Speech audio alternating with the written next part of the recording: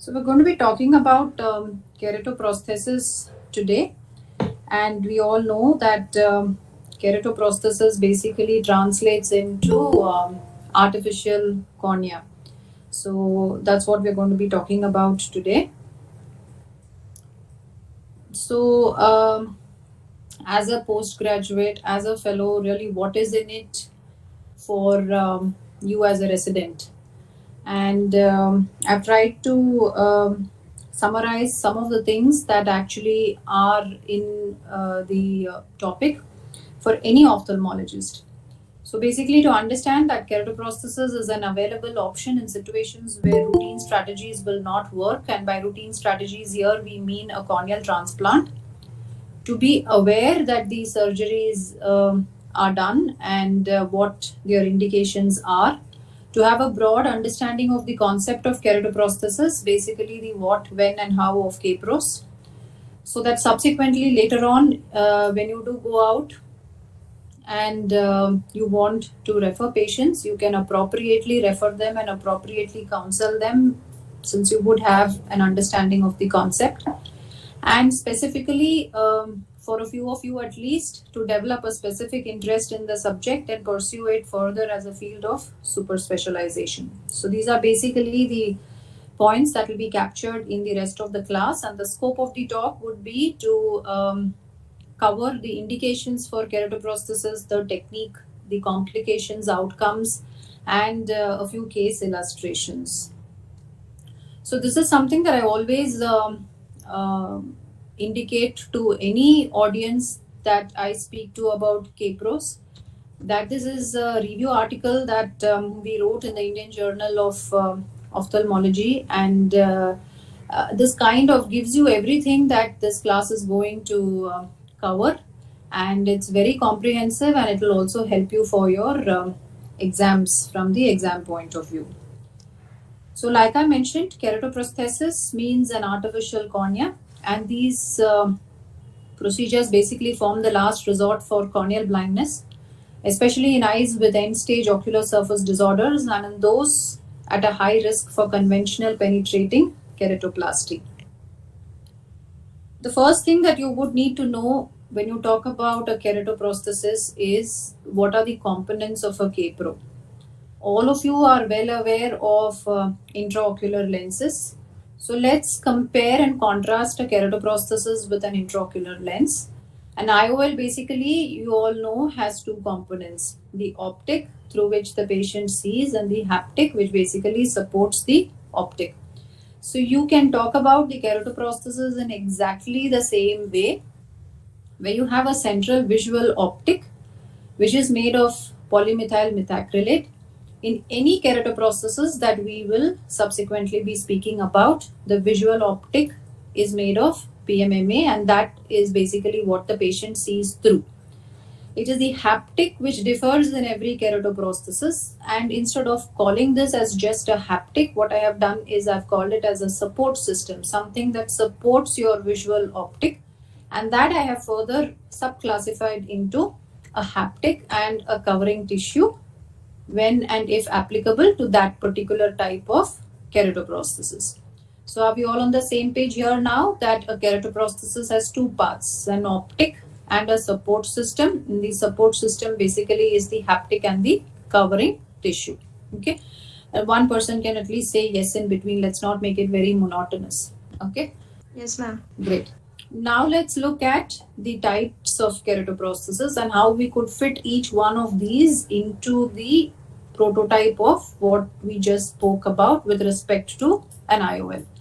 So when you talk about a keratoprosthesis, the first KPRO that comes to anybody's mind is what we call as a type 1 keratoprosthesis. And when we talk about the type 1 keratoprosthesis, this is how an eye which has a type 1 keratoprosthesis basically looks like. So this is how it looks.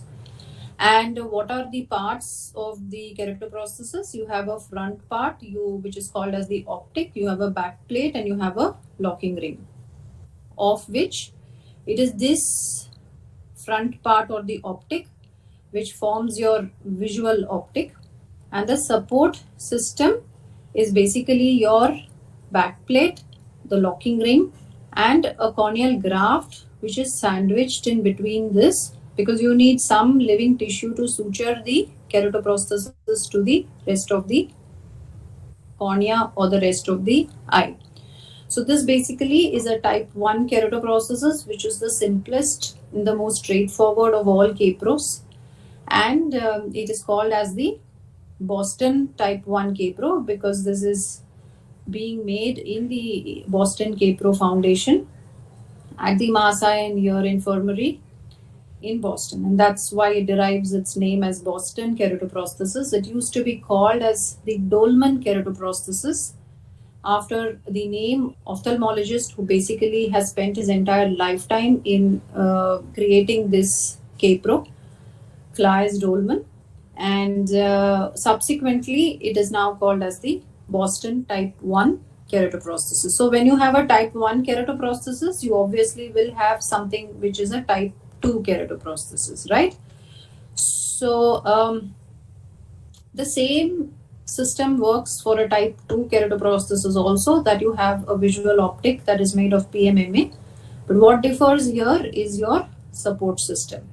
So when you talk of the MOOKP, which is the modified osteoodontokeratoprosthesis, you all probably would be aware of the fact that this is a surgery that is done by harvesting the patient's own tooth,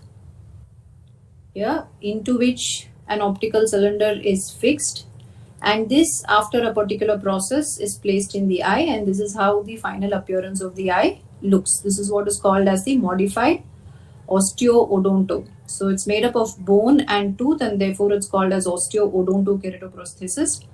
And the covering tissue here is the oral mucosa. So your support system is the tooth and bone, and the covering tissue is your oral mucosa. The other type 2 keratoprosthesis is the Boston, similar to the type 1 keratoprosthesis, but you can see something jutting out of it over here.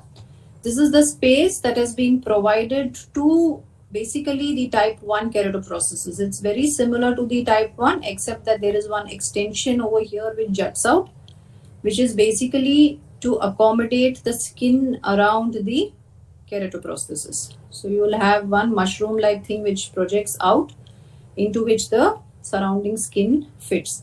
So here, what is your optic? The optic is PMMA. What is your support system?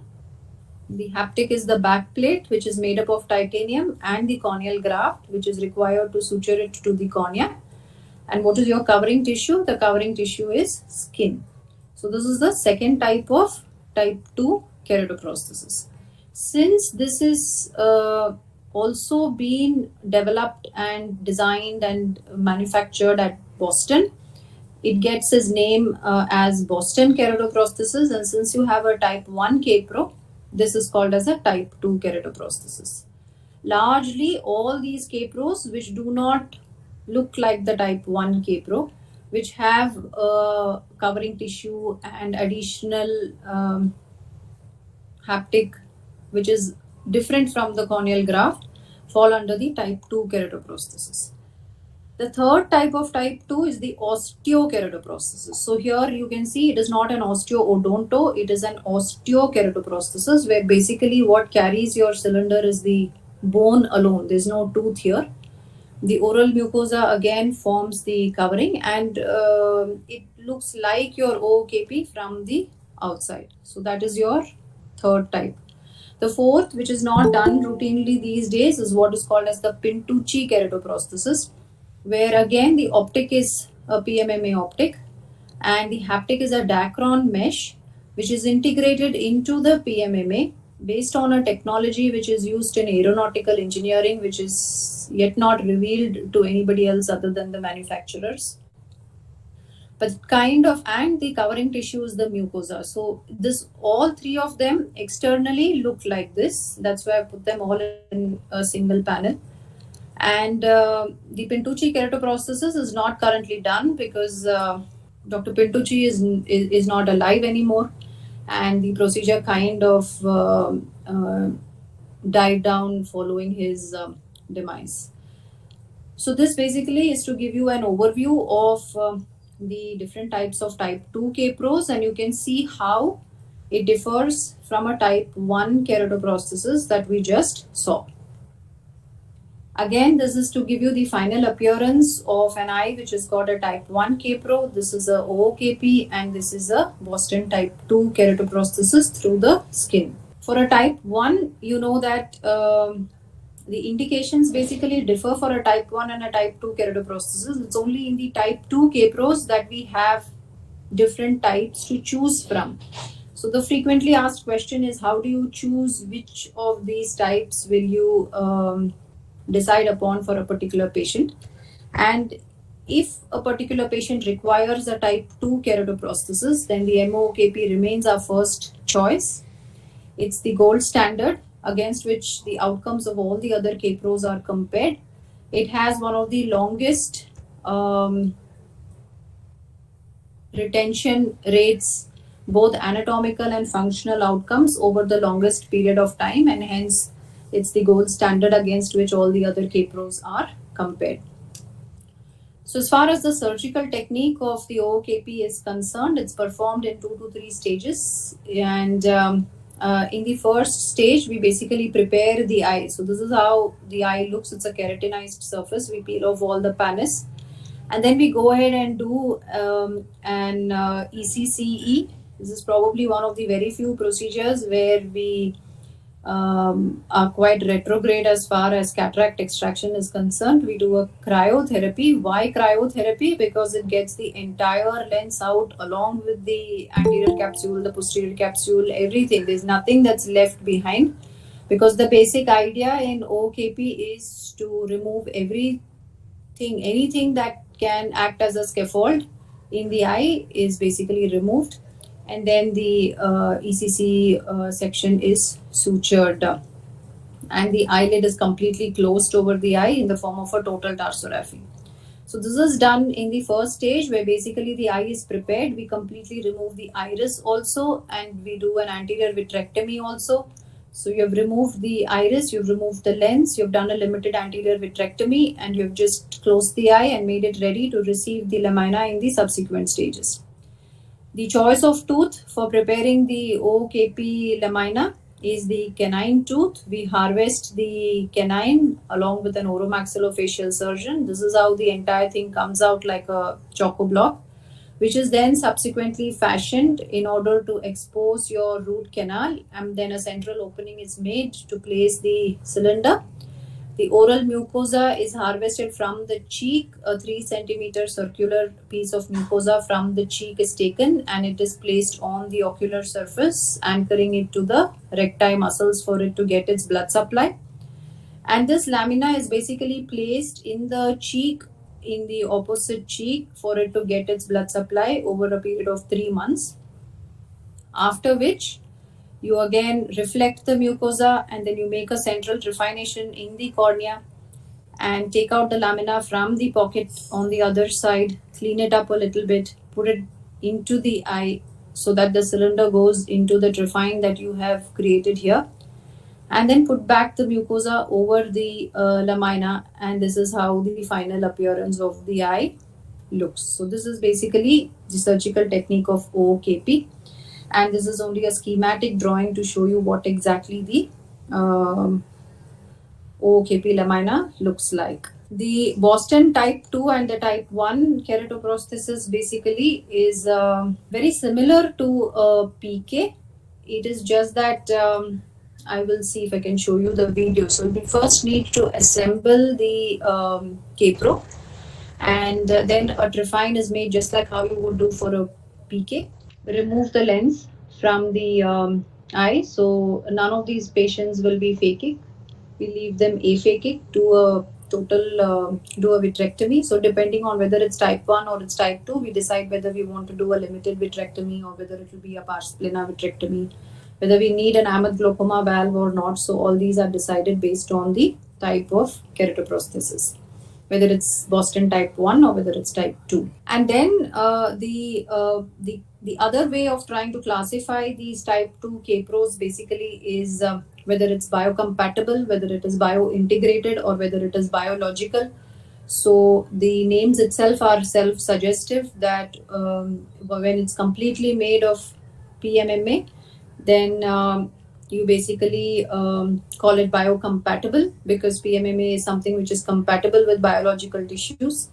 Biointegrated is when you're trying to integrate a Dacron mesh with your PMMA, and this whole thing further gets integrated into the fibrovascular tissue. So there is an actual integration of the fibrovascular tissue which grows through your Dacron mesh, and therefore it's biointegrated. And biological is when the entire haptic is a biological support.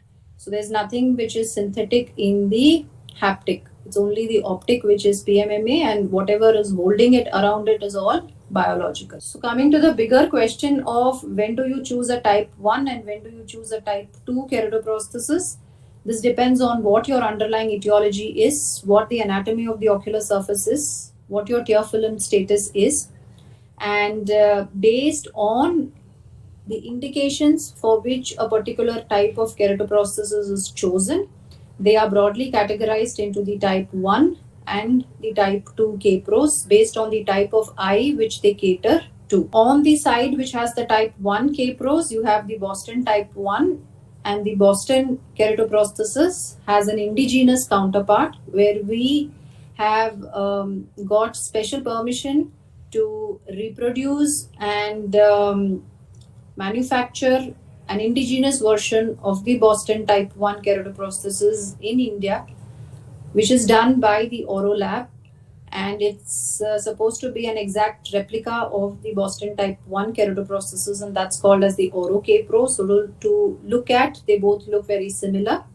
And under the type 2, you have a long list, but the main ones that you need to know of are the ones that we already have spoken about, the OOKP, the Boston type 2, and the Temprano K-Pro, or the osteokeratoprosthesis. And like I told you, the indications, technique, and the complications vary. How do you take a decision? You have to ensure that a penetrating keratoplasty will not work in this situation, and only then do we decide to go in for a K-Pro. Deciding factors are broadly categorized into patient-related factors, and this is the most important thing. And in patient-related factors, it's further subcategorized into ocular, systemic, and others. Ocular, obviously, you need to have an eye which perceives light. You need to ensure that the intraocular pressure is within normal limits, either medically or surgically controlled if required. You need to know what the axial length is, because that is what determines the keratoprosthesis that you will be ordering for, whether there are any comorbidities in the posterior segment. Amblyopia is something that you need to ask for in the history specifically, because if the patient has lost vision prior to the age of 5 years, then we don't really expect the patient to regain too much vision in adult life. And that is kind of a relative contraindication to going ahead with any of the demanding type 2 K-Pro procedures. Most importantly, is the eye moist or is it dry? What is your eyelid status? In case you are not able to assess the visual status properly, then you need a VEP, and you also need to have an idea of what the estimated visual outcome might be in this particular patient whom you're going to take up for a K-Pro, so that you can counsel accordingly. Of course, you need to have fitness for anesthesia, GA or LA, based on the type of procedure that you're going to be choosing. Mouth and oral and dental health for procedures that require oral mucosa and or the tooth.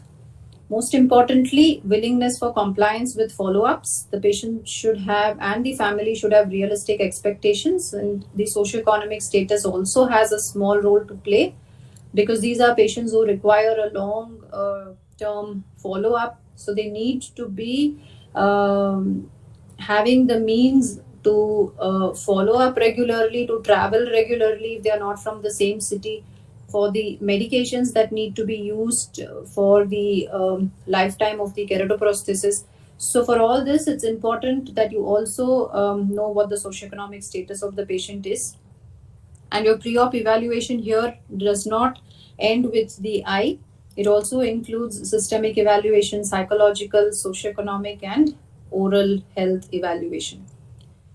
So when you're talking about a type 1 keratoprosthesis, which looks like this, it is absolutely essential that the eye should be moist, you have good tears, you have good blink, there's no exposure, and there is no underlying immunological condition that the patient is suffering from as far as the eye is concerned. By immunological condition, we mean here either Stevens-Johnson syndrome or ocular cicatricial pemphigoid, which are the most common causes for end-stage corneal blindness or end-stage ocular surface diseases. Amongst patients who are eligible for the type 1 keratoprosthesis, we have further subcategories. So there are eyes which have a very good prognosis with type 1 Kpro.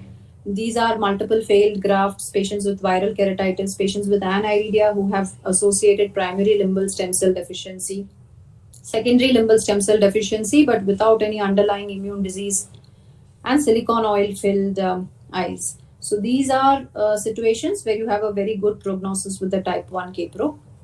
You have categories which have a guarded prognosis. That is, you can do the type 1 keratoprosthesis, but you may not have an outcome which is as good as the earlier category.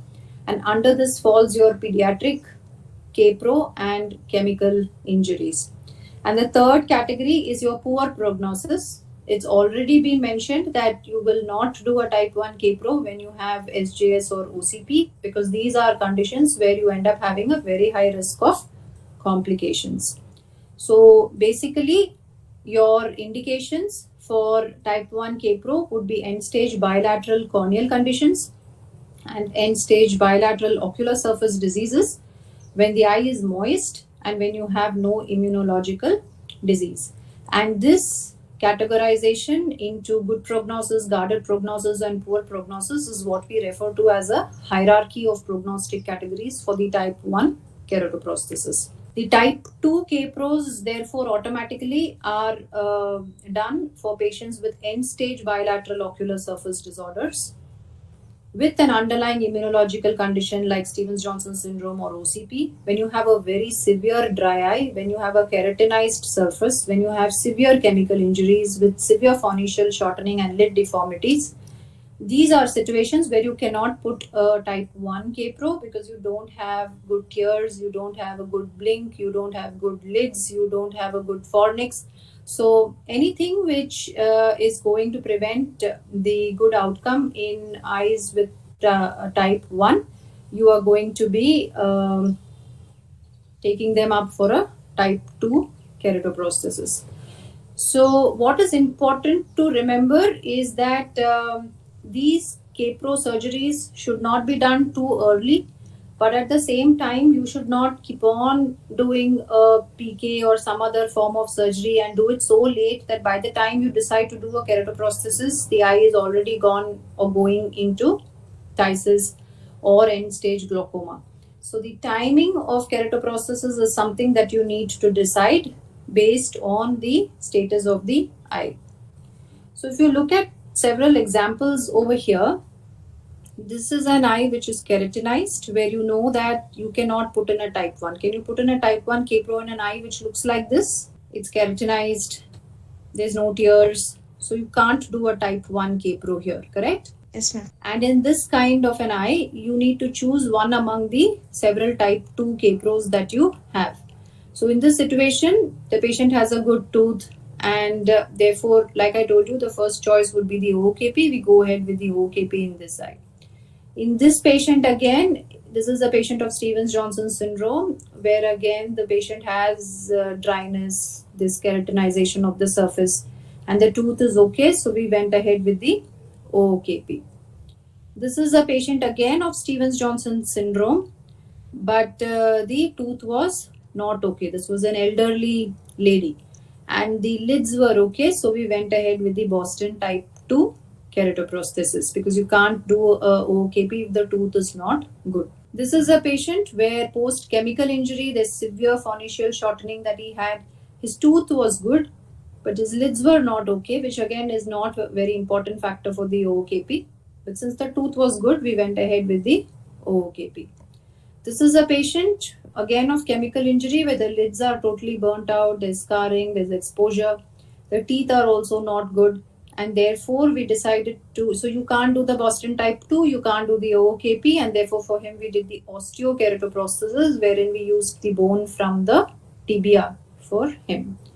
So this is just to show you how eyes that look very similar But how do we choose on the type of keratoprosthesis based on several other factors?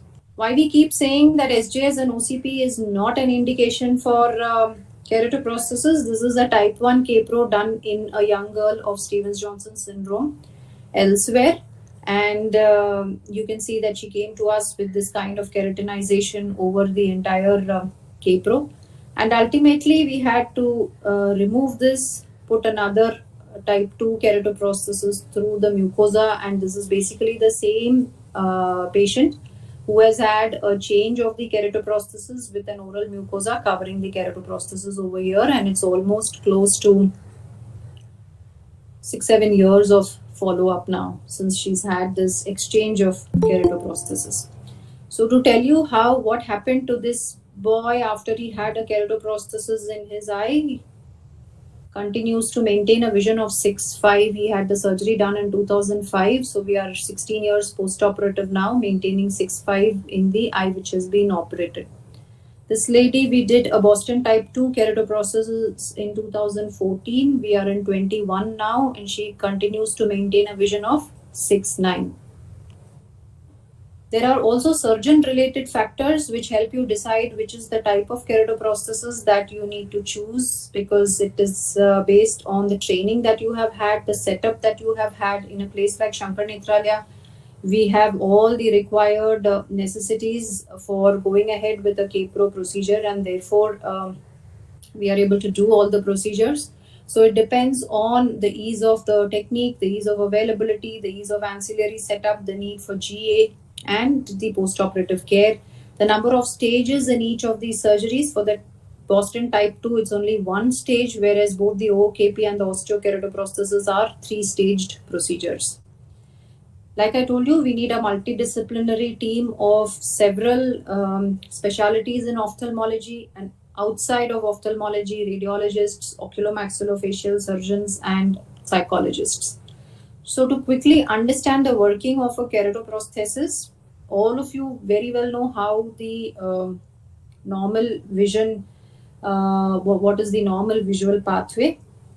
And here we are looking at an opaque cornea, which means that you have a block where the image enters into the anterior surface of the eyeball, and into which you are placing, now that you know the various types of K-Pros, you're placing a 3 millimeter central clear optic right over here, which means that the amount of retina that you need, which will help you see following a K-Pro surgery, is only up to your arcades. So you need to have a good disc, and you need to have a good retina up to your arcades, because that's all that is going to benefit from a 3 millimeter central clear optic. There's no lens in these eyes. They are aphakic or they are pseudophakic. And therefore, if there is, if the patient should not have amblyopia, I told you why.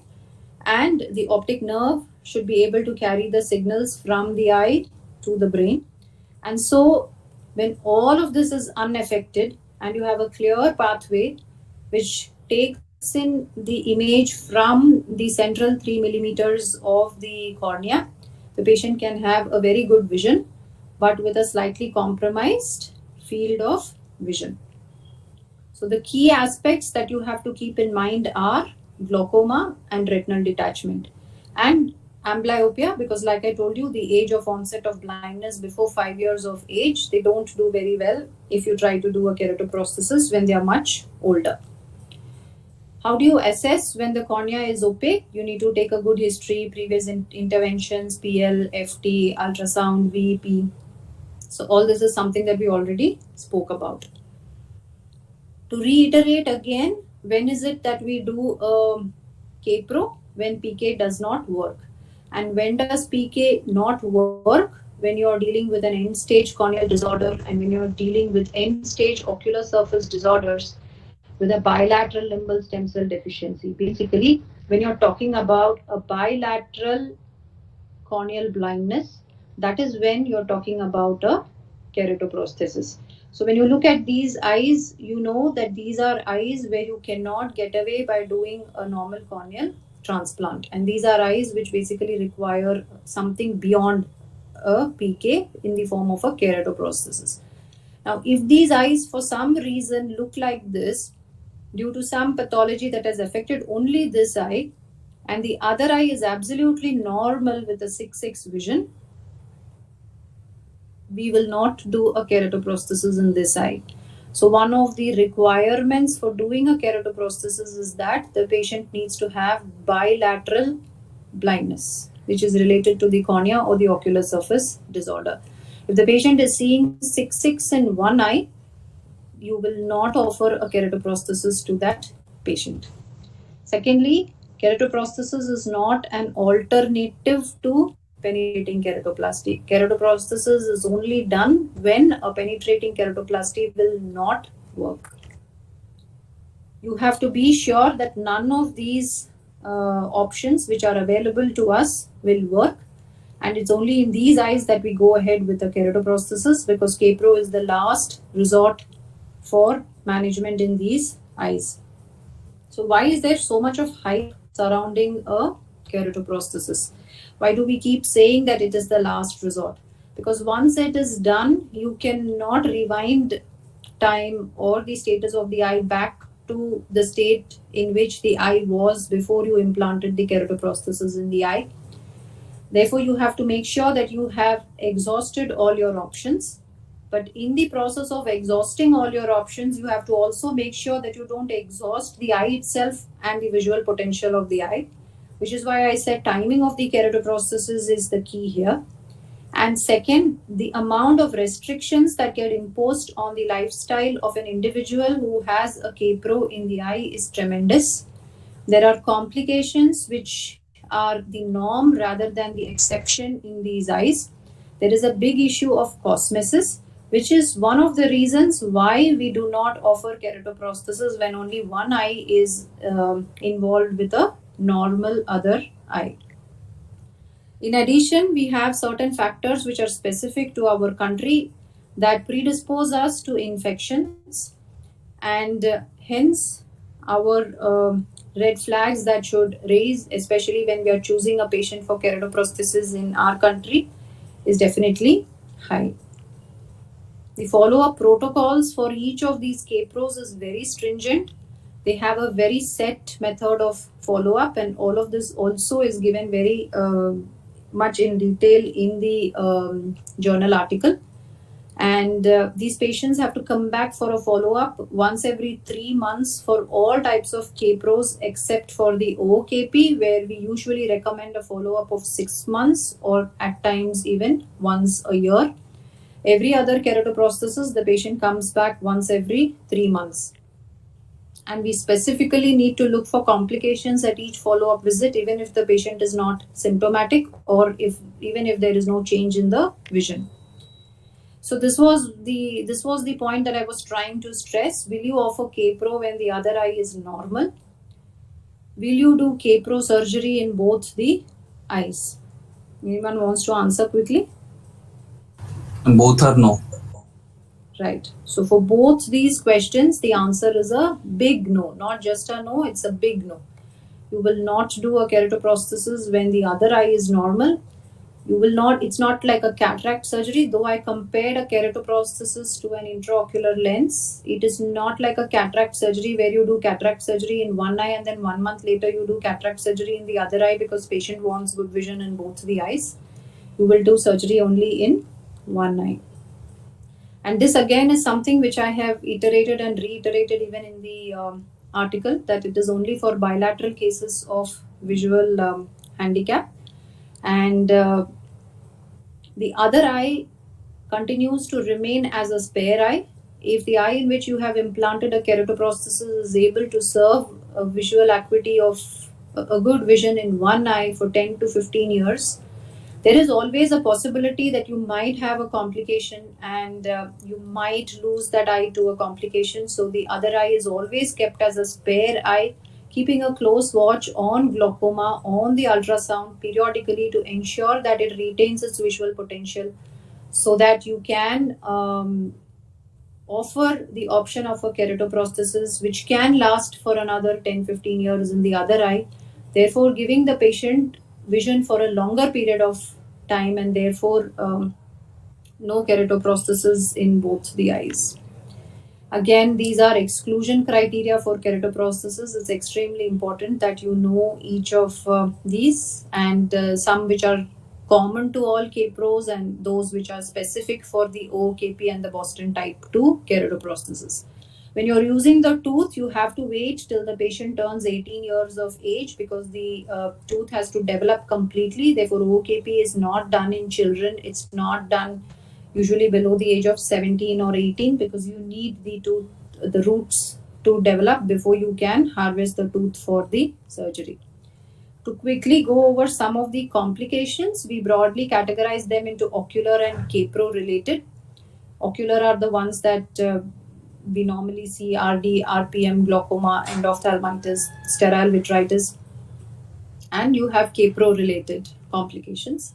This is just to show you some of the complications where you can have a graft melt, you can have a leak, you can have an infection, you can have a resorption of the tooth, and you may have to remove the OKP lamina. So this is again another patient with a melt around the K-pro. And this is an infection. This is endophthalmitis. This again you can see is endophthalmitis. This is powdery deposits along the edge of the AGV, which is highly suspicious. This turned out to be candida. And then when we went ahead to remove the keratoprosthesis, we could actually see these fungal balls in the pars plana region, which turned out to be candida. We did a therapeutic PK, removed the K-pro, did a therapeutic PK, did a thorough vitrectomy, treated the patient with antifungals, waited for 6 months, and then went ahead and did another K-pro for this patient, and then he subsequently continued to have relatively good vision in this eye. So the key is to identify complications, quickly treat them, so that you still continue to retain the visual potential in that eye. You can sometimes have skin complications, you can have mucosal complications. The mucosa can grow over the optic, you can have mucosal necrosis. Here the entire mucosa in the center has kind of just necrosed off and gone off. So what you can see is the underlying cornea, which is then repaired here, and then you can see that it's completely well taken here. And then we went ahead with the placement of the lamina inside the eye. So to briefly give you an experience of our experience with K-pros has been since 2003, that is 18 years, and I have been associated with it since the time we started K-pros in Shankar Nethralaya. We started the OKP for the first time in India in 2003, and following that, we now have all the keratoprosthesis that is currently available across the world is offered under a single roof in Shankar Nethralaya. It's probably one of the only centers in the world to do so, because each center specializes in one type of keratoprosthesis, whereas we have the entire armamentarium of K-pro under our umbrella. This is what was published in the IJO paper. We have probably currently, among the current groups of surgeons that perform K-pros across the world, ours is probably the largest ongoing series in the world, with outcomes which are comparable to what has been published in literature, both anatomic as well as functional. The indication of silicone oil induced keratopathy to do a type 1 K-pro in silicone oil filled eyes was a contribution from Shankar Nethralaya to the rest of the world. And several innovations and modifications that have taken place in the field of OKP is also a pioneering aspect of the work that is done by the entire team here at SM. So to summarize, we have multiple options to choose from as suitable for the patient. It's important to choose a patient for keratoprosthesis, and at the same time, like you have seen, we have so many options. It's important to choose a K-pro also appropriately for the patients. Each procedure has its pros and cons. There are issues with the technique. As important as it is to know when you will do a keratoprosthesis for a patient, it is equally important to know even better when you will not do a keratoprosthesis for a patient, because you can burn your fingers really bad if you do a bad selection of either a patient or a keratoprosthesis. You need a very vigilant follow up. You need to recognize complications early. You need to intervene to maintain functional and anatomic outcome quickly. You cannot just keep sitting on problems in KPROS. Most importantly, you need to be trained well. You need to have a guide or a mentor. You need to have a very good KPRO setup. And as members of the team, you need to have a long term commitment and passion towards the subject. These are some of the questions that Maitri, I think, gave me last year. These were the questions that had been asked in your DNB exams. And I think that both this class as well as the article in IGO should help you to address these questions when asked. And just to give you a humanitarian aspect of the procedure before I close, it is a procedure which can transform lives.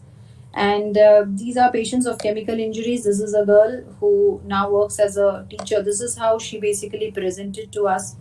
And after multiple plastic surgeries by the oculoplasty department and Dr. Nirmala Subramaniam, we've been able to rehabilitate her, after which we had a long struggle with her for KPROS, but she does have good vision today. Another patient of chemical injury with a query PL in this eye. And then we subsequently did a Boston type 2 keratoprosthesis for her, and she's also maintaining vision in that eye. These are some of our chemical injury patients who have had either the OKP or some type of keratoprosthesis. This was our first patient of type 1, Boston type 1 keratoprosthesis, where we did the KPRO for a silicone oil induced keratopathy. And we saw her even recently last week. So we did it in 2008, and she's under our care till now 21. That's 13 years since we did the first type 1 KPRO. And we do have a large series. We've published that also of type 1 keratoprosthesis and oil-filled eyes.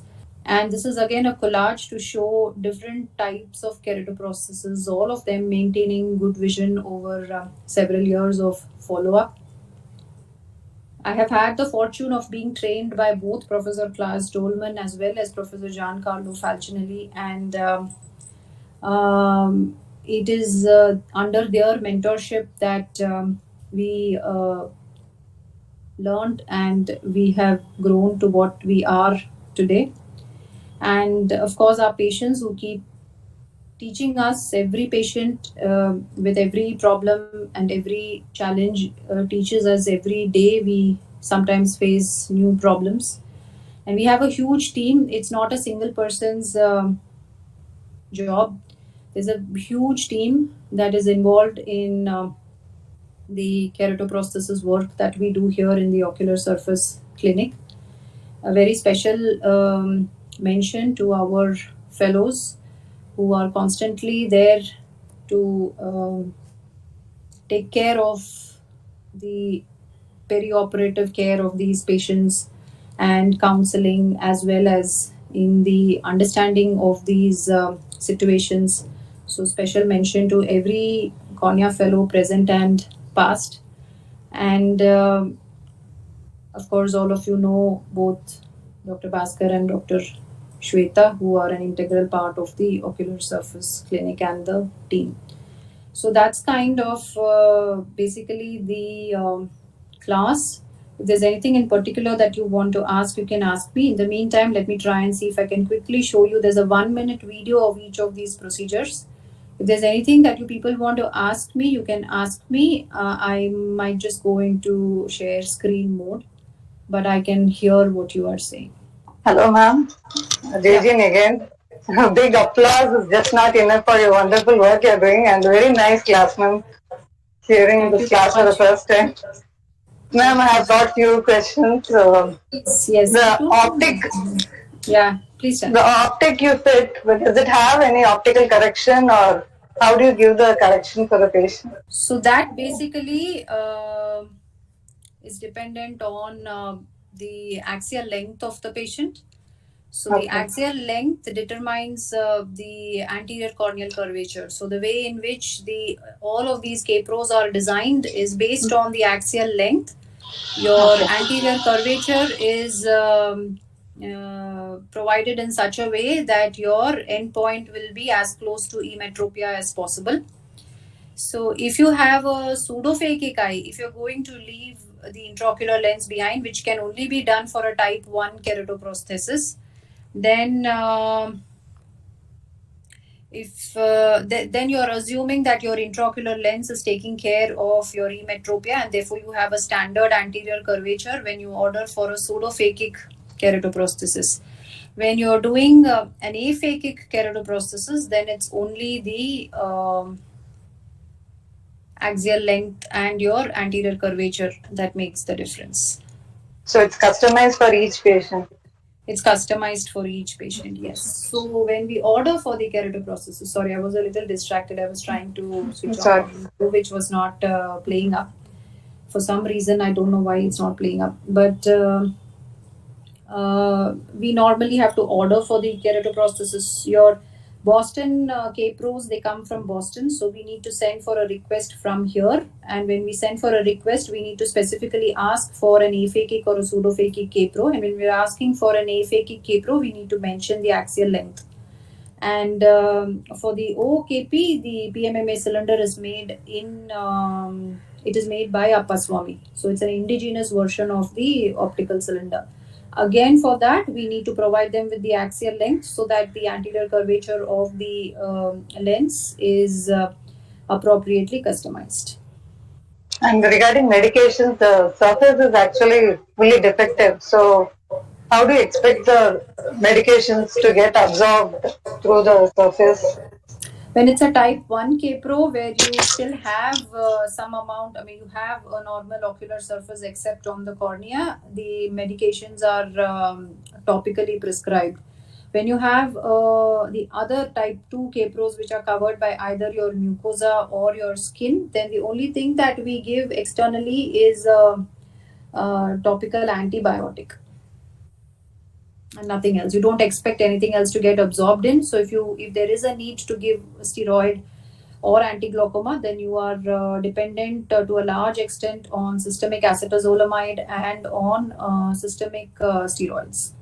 Topical steroids don't really have a role to play. Though we do sometimes supplement systemic acetazolamide with topical anti-glaucoma medications, hoping that there is some penetration through some area beyond the mucosa. But that is like pushing your luck too far. But we do use AGMs, but otherwise largely it is systemic medications when you are dealing with the type 2 K-Pros and topical medications when you're dealing with the type 1 keratoprosthesis. Thanks, ma'am. And if your acetazolamide doesn't work, then you have to go in for a glaucoma drainage procedure. Your TRAB is not going to work. Your diode CPC is again not going to work because you have the entire surface covered with another tissue.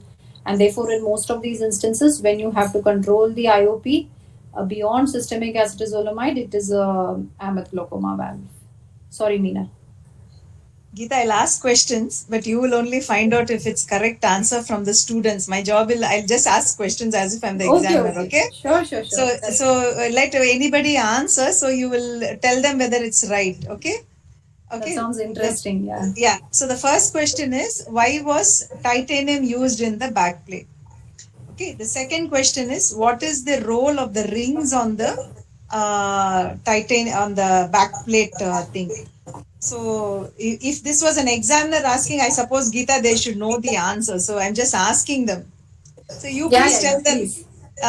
You decide which is the best answer. And I just thought it in my head. I thought maybe if the examiner also gets this question, then it's important. Definitely, yeah. Both are very good questions, Meena. Anybody, any takers, willing takers, right or wrong, doesn't matter. I think this is the time that you can actually afford to make mistakes. So, yeah. Anything that comes to your mind. If you remember the classification of K-Pros that I did, there were 3 types. Bio something. So somebody can take a clue from there and answer Dr. Meena's question. Titanium is more biointegratable. Titanium is more bio. Compatible one. Compatible. Yeah, so it's more biocompatible compared to PMMA, ma'am. PMMA. So when we talk about the type 1 K-Pro, the optic I said is made up of PMMA. There's a back plate which I showed you which can either be made up of PMMA or it can be made up of titanium. So the advantage of titanium is threefold. One, it is more biocompatible compared to your PMMA, which means that clinically the amount of inflammation intraocularly that a PMMA backplate, which is sitting inside your anterior chamber and being bathed by the aqueous, can generate is less with titanium than it is with PMMA. Second, your PMMA is more moldable than, your titanium is more moldable than PMMA, which means that your backplate becomes much more thinner and provides the same amount of tensile strength as your PMMA, which is more thicker. And number 3 is your titanium can be anodized into different colors, which is the latest development in the Boston Type 1, whereby you can actually buy colored titanium rings to match your original iris color. I So see. you have brown anodized titanium rings, and the color is now being matched to, if at all you still have the other eye which is blind and has your iris, then you can match this to the other eye. I mean, these are some of the benefits of using titanium over PMMA. There's one more advantage is we saw that there is a locking ring. That was Dr. Meena's second question. Anybody who can answer about the locking ring? That was your question, right? What is the holes in the, there are fenestrations. You back wanted plate. to ask about the fenestrations, or you wanted to ask about the ring? The fenestrations in the, it's in the Okay, part so of the there back are, plate, is it? Yes. Yeah. So there are two things. So before we go to the holes, there is a locking ring which is there. Yeah, in the locking ring is, I right, skipped so- that part. I just asked two things. Locking ring is also important. Maybe you can ask somebody to answer, please. Yeah, You if don't somebody answer. can- Yeah, they should have someone read can for the answer. class. Yes. Actually, all this is given to a large extent in that article. What is the role of the locking ring? Any of the PGs? Because apparently this is an important question in the DNB OSCE. That is why I'm. And while clicking, that click sound comes so that it snugly fits into that.